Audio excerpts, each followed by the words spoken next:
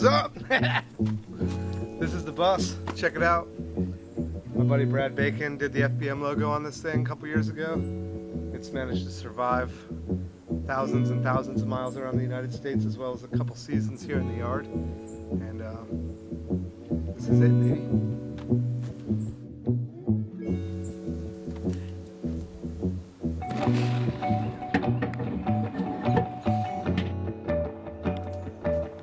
See if I can get this fucker going again.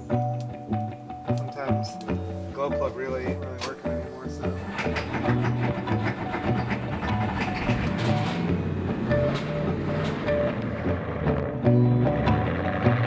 When we initially got this bus, we were on an FBM trip and we had this pretty cool Dodge van, and I had to leave the trip early because my knee like blown out or whatever. And so I hitched a ride home and I left the van with like Matt, Nate, Kenny, and Holiday. And I was like, all right, dudes, you know, kind of tongue in cheek. I was like, just don't drink and drive and don't catch the van on fire. And the next day they're like, they let me know that they like all the above. They drank and drove and caught the van on fire. So I was like, all right, cool, thanks guys.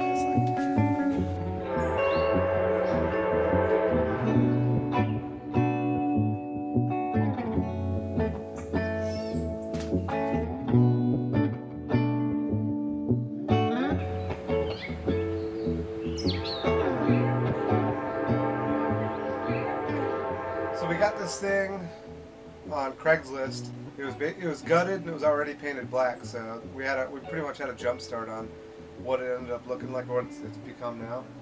Gilly came down and helped me out with it, and yeah, we outfitted it with bunks and put this wood floor down. No bullshit, within like 2 weeks we were test driving it to the first Texas Toast and drove it all the way to Austin from the East Coast, and it was like, learn the hard way, like what worked and what didn't work, and like little things like, oh, the gas gauge doesn't work, and like, etc., etc. Oh, it only gets 7 miles to the gallon, and all right.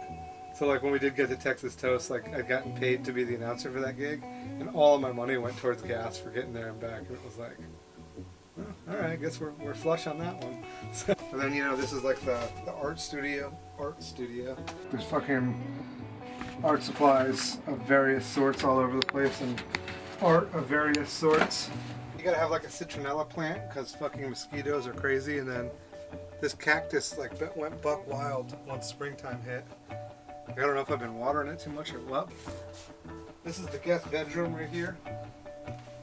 Any number of BMX pros and personalities have slept in that thing. It's one of the highest rated guest bedrooms on Airbnb and Hotel.com, and also Bus.com. Now we got like the master suite in the back. That's where I sleep. Pretty cool little zone back there. Magically, when I was moving out of the apartment and moving into the bus, I discovered that the back section of the bus was the exact same size as the double bed I had. So just built a platform and shimmied the mattress in here and made it a bedroom. And the bed fits exactly on it. Then underneath it, it's pretty much exactly the height of like the storage I use. So just practical use of the space.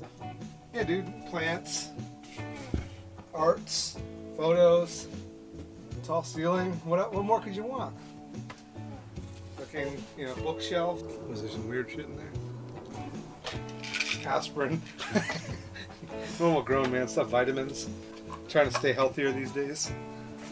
Okay, and for all the years of destroying myself through BMX and partying, it's like now I'm like, oh man, I'm still alive. I gotta like take better care of myself. This is the kitchen. My rocking chair. Woo! That's where I get to chill. Retirement home for aging BMXers. A rocking chair, drinking coffee instead of beer. But yeah, dude. Wood stove has been one of the most crucial upgrades in the bus. Got it from a dude named Jan up in Berkeley Springs, West Virginia, who donated it. Literally living like outdoors in the winter, you know, inside a bus, but outdoors, you know. Like it gets cold on the East Coast, so the wood stove is crucial, and it's like, it's a game changer for sure. But yeah, I'm fucking stoked on this thing. We'll like fire these things. I'll give you guys a little test run in a little bit if you want. This thing's not very sharp, but it's got some weight to it. And I'm fucking getting called out on some like live-in fucking simple website for doing a shitty job at chopping this wood. Always with these fucking fingers, man, like fucking all jacked up. Hopefully this propane thing don't fucking blow up. That'd be an interesting piece for the YouTubes. Check out my finger. Cauterize that fucker. I've definitely smoked myself out before and been like not psyched. It's when my eyes start tearing if I'm in the bus and it's all smoky and I don't realize it. That's like my carbon monoxide detector. I don't think it's up to code. It's happened before where it like backdrafted and it got real smoky inside the bus. And it was like I woke up and I was just like, only happened twice, but it was like, whew. Everyone's like, dude, you gotta be careful with that wood stove in there. I was like, yeah, dude, I am being careful, but like, anything goes. Kind of use what I need and not just have stuff and like accumulate debris in my life the same way as I used to. And I probably will again someday. I'll probably end up living in a shed with, you know, fucking 12 lawnmowers and 35 bikes. Where I'm parked at, I can use the shed and have access to the house for like normal stuff. But if I had all my bikes and everything in here, it'd be like, oh fuck. But everything we did in this bus was pretty much either used, free, or like repurposed and reclaimed materials. So like all this wood we either had laying around or came from pallets. Like, you know, this kind of stuff is just, you know, pallets that we disassembled and cut to fit. You know, cutting up concrete footers that Crescent would get from his like job sites and basically just framing out this interior. This desk slash art studio right here, it's an old door of an old house with like a hinged 3/4 inch piece of plywood, but I'd say the overall build budget for this thing was like less than $100. You know, maybe minus screws and, you know, stuff like that. Like the contributions from the people that kick in are invaluable. So if you added all that stuff up, this thing would be worth $1 bazillion. Pretty cool, you know.